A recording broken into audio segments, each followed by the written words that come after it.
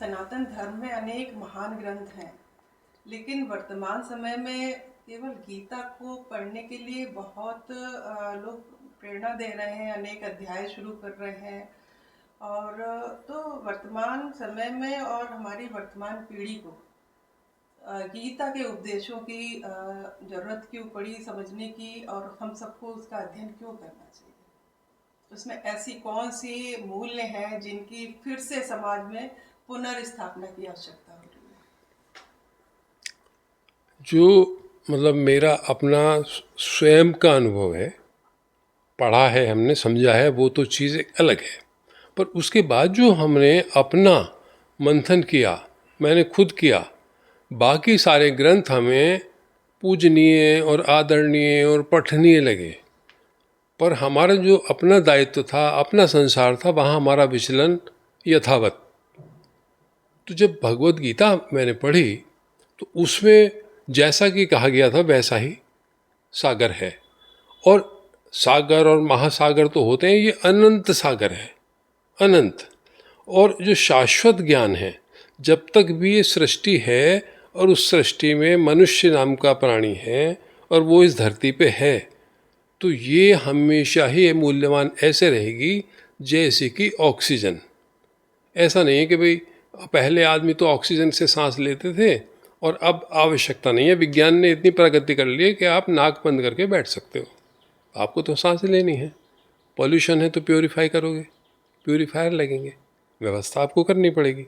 तो जो भगवत गीता एक ऐसी चीज़ है जिसका यदि आप ईश्वर को प्राप्त करना चाहते हैं तो मार्ग देती है, यदि आप संसार को प्राप्त करना चाहते हैं तो मार्ग देती है, आप राजा बनना चाहते हैं तो मार्ग देती है, अपने कर्तव्य को करना चाहते हैं तो मार्ग देती है, आप सब कुछ छोड़ के अज्ञात में अगम अगोचर, जिसको कहते हैं अलख निरंजन। क्या है ये अलख निरंजन? बाबा आते हैं ना पैसा लेने के लिए, वो बोल देते हैं अलख निरंजन, और हम उनको एक कटोरी आटा दे देते हैं। कभी उसकी व्याख्या तो करो आप। अलख, अलख जो देखा ना जा सके, अलख जिसे नहीं देखा जा सकता, अगोचर, दृश्यमान नहीं है वो। तो हमारा जो सनातन है वो उस जगह से बात पकड़ता है कि जब परमात्मा कहीं प्रकट नहीं थे, सृष्टि नहीं थी, हमें वहाँ से भी कनेक्ट होना है। और जो ये दृश्यमान जगत है, जो ये सृष्टि है, जो ये प्रकृति है, अब बहुत सारे धर्मों में उन्होंने प्रकृति की पूजा की, परमात्मा को अलग कर दिया, आत्मा को अलग कर दिया। जैन धर्म आत्मा पे आके रुक गया, कोई परमात्मा नहीं है। तो गौतम बुद्ध ने क्या कहा कि आत्मा भी नहीं है, क्योंकि हम इसमें झगड़ा ज़्यादा करते हैं और अलग अलग हमने पंथ संप्रदाय बना दिए। तो हमारे सनातन के अंदर यदि आप चलना चाहो तो वो सब आपकी हथेली पे, जैसे आपके हाथ में 2 हाथ हैं पर उंगलियां 10 हैं।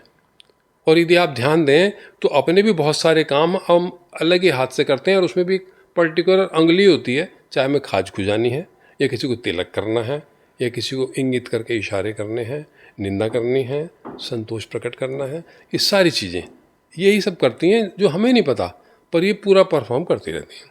तो भगवत गीता के अंदर ये जो स्थिति आई, ये तो बड़ी विकट स्थिति थी।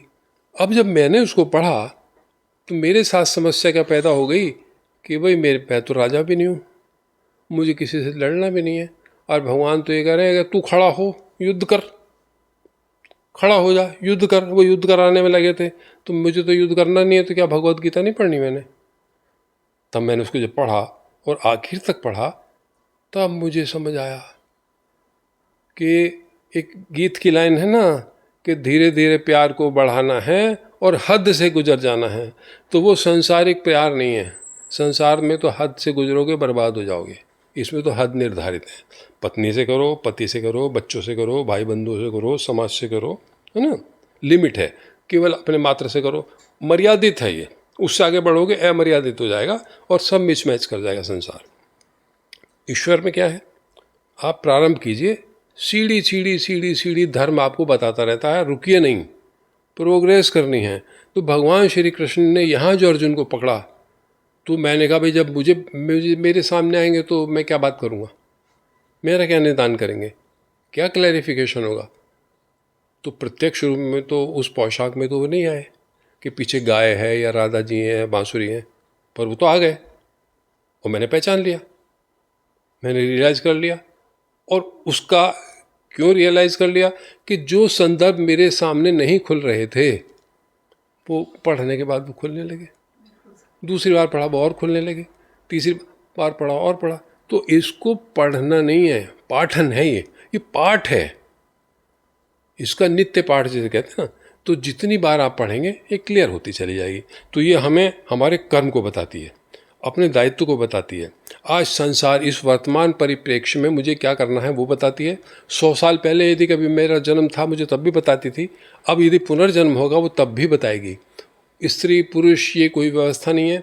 यदि जिसकी भी आंखें उन्नत हो जाती हैं वो नर और नारी नहीं देखता, वो सोल को देखता है, वो प्राणों को देखता है। यदि उस प्राण एनर्जिक है, वो प्योर है, तो वो उसको मूल्य देगा। जो समाज में एक तरीके से वो नहीं समझ पाता, वो निंदा करने लगते हैं कि तू पता नहीं अमीर से भी प्रेम करता है, तू गरीब से भी करता है, तू आदमी से भी करता है, तू औरत से भी करता है, तू बच्चे से भी करता है, तू जवान से भी करता है।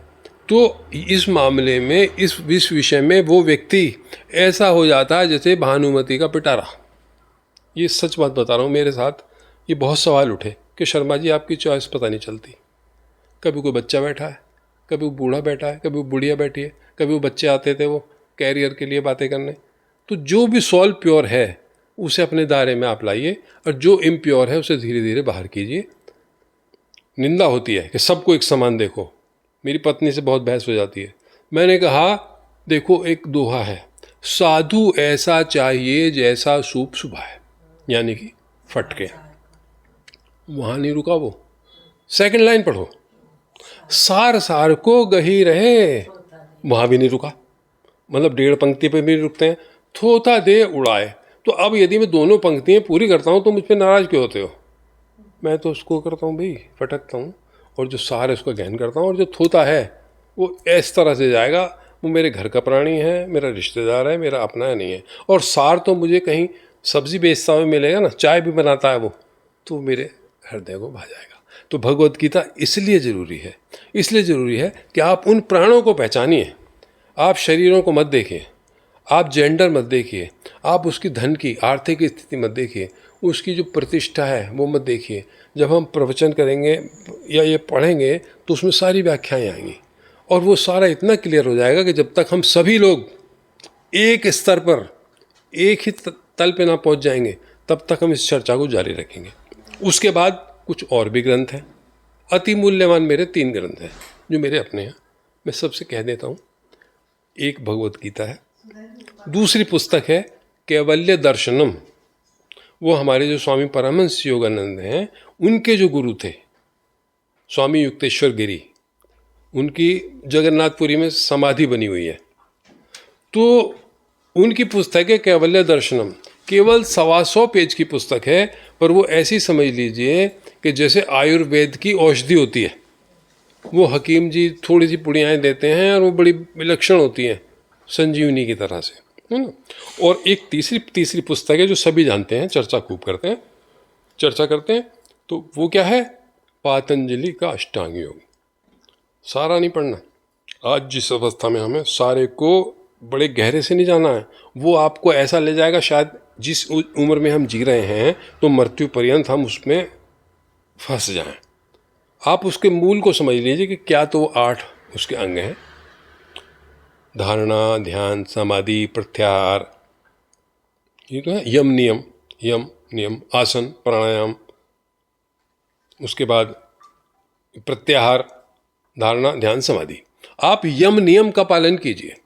यम नियम में क्या होता है कि यदि हम कितनी भी कोई कुशल महिला है जो किचन की मास्टर है, पर वो क्या कहेगी, मसाले उसी के लेके आना, आलू वैसा लाना, दाल उसके यहाँ से लाना, आटा वहाँ से लाना। और जो कुशल हलवाई हैं वो भी जब ऑर्डर लिखाते हैं तो कचौड़ियों के लिए अलग आटा लिखवाते हैं, सामान्य आटा अलग लिखवाते हैं, पतली पिट्ठी पिसेगी कि मोटी पिसेगी कि क्या करेगी। तो इंग्रेडिएंट्स नहीं होंगे तो बनेगा क्या। तो हमें अपने मूल में जो यम नियम है वो हमें प्योर करता है, हमारे अंतर के और बाहर के आचरणों को, तो हम प्योर जब हो जाएंगे तब हम किसी का साथ निभा पाएंगे।